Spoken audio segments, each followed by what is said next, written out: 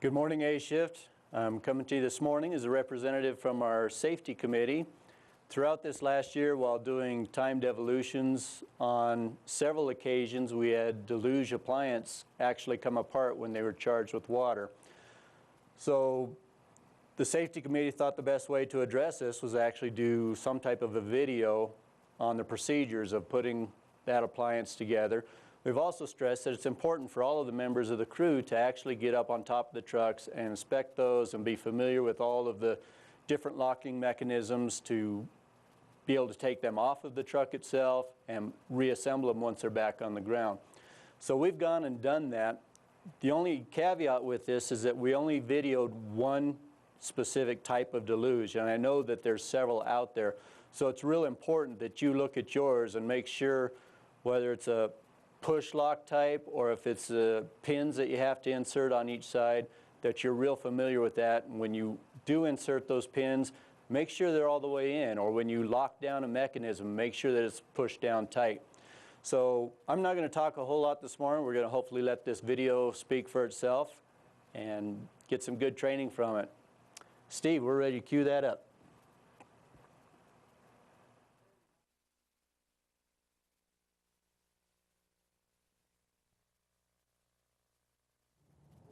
Hi, I'm Captain Branham with Carl Springs Fire Department Training Division. We've had some issues during this last year with our evolutions where our baby deluges have come apart when they're deployed onto the ground and not actually put all the way back together completely. So today we're going to prepare this video, and I'll have some individuals from Engine 11 assisting with that, and we're going to go through the process of taking it off at the top of the truck as well as putting it back together. So with that, I'll climb on up and we'll get started. All right, with this type of a deluge, we have two locking mechanisms that have to be released before it can be removed from the top mounted position off of the truck. Chris, if you'd go ahead and release your locking, that's a pivot lock that allows us to move back and forth. The next is a push in and pull up, and that unlocks it from the base itself. Now Chris will go ahead and hand that down to his partner.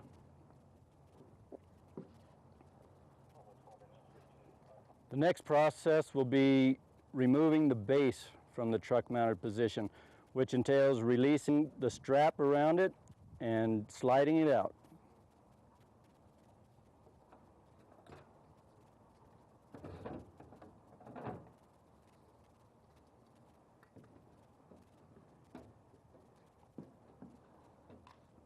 Now that we have both pieces of the deluge off the truck, we'll go ahead and go through the process of assembling it on the ground.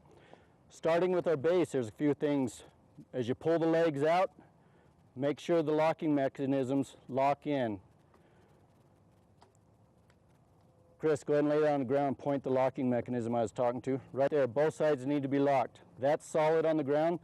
Then we go ahead and apply the top piece to it. As you're putting it on there, as you can see right there, he's pushing down, but it won't go on. It has to be lined up just perfectly. Pull it off, try again, level it out. Now before he locks this in place, I'd like to point out two things. The locking mechanism here, we'll show you in close-up in a second, says unlock. That will go in, as well as locking down from the side. Go ahead, Chris. Lock one, and then if you want to lock once you're in position, it's the back lever. Once it's in place, go ahead and give it a hard yank up to make sure it doesn't come apart, as some have done in the past during our drills. Make sure that your safety switch is put back into position, allowing water flow once the lines are hooked up. I think that's good. After that, we're ready for hose lines. All right, we're going to deploy the hose. Ralph, go ahead. It's important as you pull this hose out that at least half of the length of this section is dropped to your deluge. That'll give you enough room for your proper loops. Once your hose is out, if you take the time and separate the two pieces up front, it'll make it easier. Walk up to the deluge, put one down, swing your loop in one section. The other firefighter can be preparing the other one. Take it underneath your supply side and feed it in right to the deluge. It's important to feed it underneath because the weight of the hose on top of itself is what's going to help secure this into position so it won't walk on you once water is supplied to it.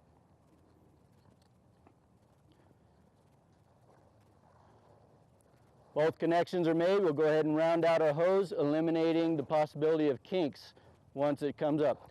If these loops are too small, as I've seen 3-foot diameter to 4 foot, oftentimes you're going to get some major kinks in it. So it's okay to make big loops, 6 to 8 foot diameter. And that's the setup process from here, and after this we'd call for water. All right, that's the short video. We do anticipate having more of this type of video put together as we proceed throughout this year and start creating videos for the timed evolutions themselves. We'll be able to bring those back to you in this venue so you'll see how the evolutions themselves are supposed to go together. I would like to reiterate one more time that there are different types of deluges. This is just one that we had out to video on that day, so please take the time to check those out. I'm going to hang out for just a little bit and welcome any questions at this time. We'll pretend there's music playing in the background and everybody's happy and life is good. So. All right, here comes the music. All right, if we don't have any questions, I hope everybody has a good and a safe shift.